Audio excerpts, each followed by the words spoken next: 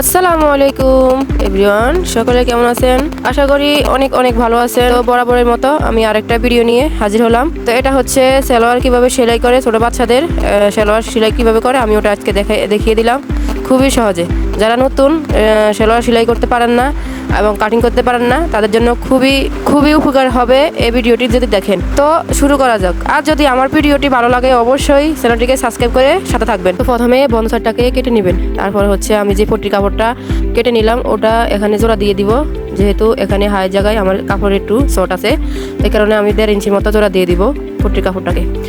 হচ্ছে আপনার উল্টা সাইড থাকবে, উপরের দিকে আর নিচের দিকে উল্টা সাইড, মাঝখানে যে দুইটা আছে ওটা বাঁ সাইড থাকবে। তো এখানে প্রথমে যে কোনাটা আমরা কেটে নিলাম ওখান থেকে এই পট্টির কাপড়টা লাগিয়ে নিতে হবে, উপর থেকে সেলাই করে নিতে হবে কোনা পর্যন্ত। পট্টির কাপড়ের কোনা আর হচ্ছে সালোয়ার কাপড়ের কোনাটাকে একসাথে লাগিয়ে নিতে হবে দুটোটা। নিচের দিকে নেওয়া যাবে না, পায়ের দিকে যে পায়ের নিচের দিকে আছে ওদিকে নেওয়া যাবে না। তো দেখেন আমি কিভাবে লাগিয়ে নিলাম। তো পরে সেলাই করে তারপর হচ্ছে আরেকটা কাপড় উপরের দিকে দিয়ে সেলাই দিতে হবে। আর পট্টির কাপড়ের উপরে, আপনার সালোয়ার কাপড় উপরে যাবে না, পট্টির কাপড় উপরের দিকে চলে যাবে এটা। তো অবশ্যই ডাবল সেলাই করে দিতে হবে। ডাবল সেলাই না করলে কিন্তু আপনার সেলাইটা মজবুত হবে না। তো ভালো করে ডাবল সেলাই দিয়ে দিবেন, এক সেলাই করে উপরে আরেকটা সেলাই দিয়ে দিবেন।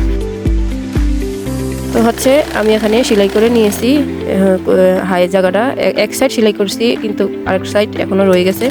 ওই সাইডটা আমি সেম এভাবে সেলাই করে নিব।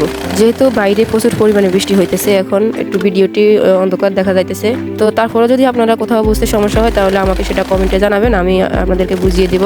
যদি আমার ভিডিওটি ভালো লাগে অবশ্যই ভিডিওতে লাইক করে দিবেন, আর হচ্ছে আপনার কমেন্ট করবেন, শেয়ার অবশ্যই করে দিবেন। আপনার কাজে না আসতে পারে, অন্য কারো কাজে আসতে পারে, তো শেয়ার মি। তো আমি হচ্ছে অন্যদিকেও এভাবে লাগিয়ে নিব পট্টির কাপড়টিকে। তো যেভাবে আমি প্রথমে লাগিয়ে নিয়েছিলাম, আপনার হায়ে যে শেষ মাথা হাত হচ্ছে আছে আর পট্টির কাপড় শেষ মাথা, ওখানে দুটোটাকে একসাথে লাগিয়ে নিতে হবে, তারপর উপর দিক থেকে সেলাই করে দিতে হবে। তো সেম আমি এভাবে সেলাই করে নিব দুইটাকেই। তো ওই মাথা যে দুই মাথা এখনও সেলাই করা বাকি রয়েছে, তো এক মাথা তো সেলাই করতেছি, আর এক মাথা সেলাই করে নেই, ওটাকে আবার যে পট্টির কাপড় উপর দিকে সেলাই করে দিব। তো দুই মাথাকেই আমি সাইড মাথাকেই দুই মাথা করে নিয়ে নিব আর কি। সেটা আপনারা বুঝতে পারছেন। আর সালোয়ার কিভাবে সেলাই করে তো জানেনই, হয়তো দেখলে আরো ভালোভাবে জানতে পারবেন। তো সালোয়ার সেলাই করা কোনো কঠিন কাজ না, আপনারা দেখলেই শিখতে পারবেন। শুধু এই হাই জায়গাটাই একটু কঠিন, যদি এটা সেলাই করতে পারেন তাহলে ফুল সালোয়ার আপনারা সেলাই করতে সহজ হয়ে যাবে। তো শুধু দেখতে থাকেন, ফুল ভিডিওটি অবশ্যই শিখতে পারবেন আপনারা।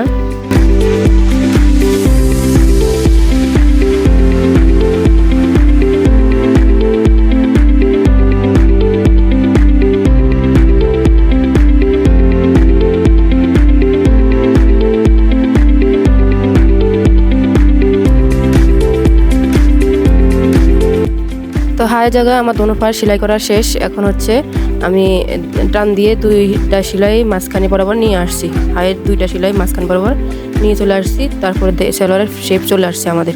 তো এখন হচ্ছে আমি মোহরির জায়গাটা সেলাই করে নেব, পায়ের মোহরির জায়গা নিচের সেলাই করব। এখানে কোনো ডিজাইন দিব না, আমি শুধু চিকন করে সেলাই করে দিয়ে দিব।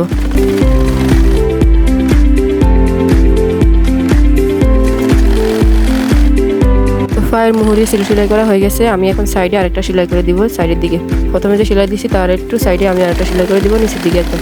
তো সেম আমি দুটাই মুহুরি একসাথে সেলাই করে নেব, দুটা মুহুরি সেম সেলাই করে নেব। তো এখানে বলে দেওয়ার কিছু নাই, আপনারা দেখলে অবশ্যই বুঝতে পারবেন আমি কিভাবে সেলাই করছি।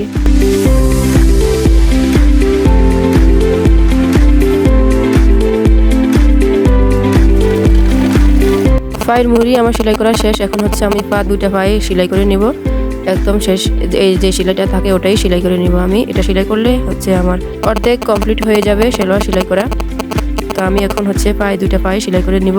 আপনারা আপনাদের পায়ের মুহুরি মেপে নেবেন, কতটুক দিবেন, বাচ্চার বডি অনুযায়ী কতটুক দিবেন সেটা আপনারা মেপে নেবেন। এখানে আমি 5 ইঞ্চি দিয়েছি, আপনারা আপনাদের মেজারমেন্ট অনুযায়ী দিয়ে দিবেন। তো এখানে আমি সুন্দর করে সেলাই করে নিব একদম মেপে।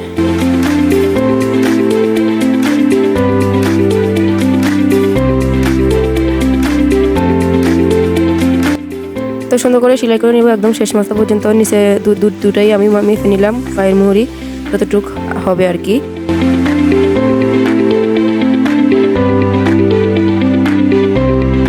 আমার সালোয়ার দুটো পা সেলাই করা হয়ে গেছে, আমি ডাবল সেলাই দিয়ে দিলাম এখানে। তো হচ্ছে এখন হচ্ছে আমি কোমরের যে এলাস্টিক লাগাই সেটা সেলাই করবো। অনেকে এলাস্টিক লাগায়, অনেকে রাবার লাগায়, আমি এখানে রাবার লাগাবো। আপনারা এলাস্টিক লাগাতে পারেন। এলাস্টিক কীভাবে লাগাই ওটাও হচ্ছে আপনারা যদি দেখতে চান তাহলে আমাকে সেটা কমেন্টে বলে দিবেন, আমি আপনাদেরকে ভিডিও দিয়ে দিব।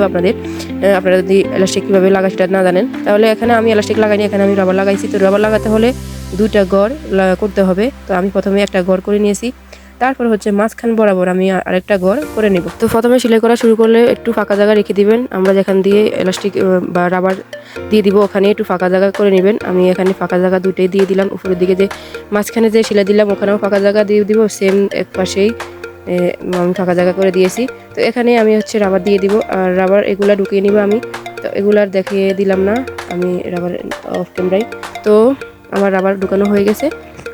একদম সহজেই হচ্ছে সালোয়ারগুলো সেলাই করতে পারবেন আপনারা যদি মনোযোগ দিয়ে ভিডিওগুলো দেখেন।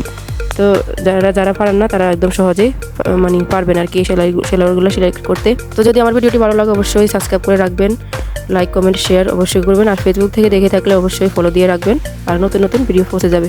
তো সবাই ভালো থাকবেন, সুস্থ থাকবেন, আল্লাহ হাফেজ।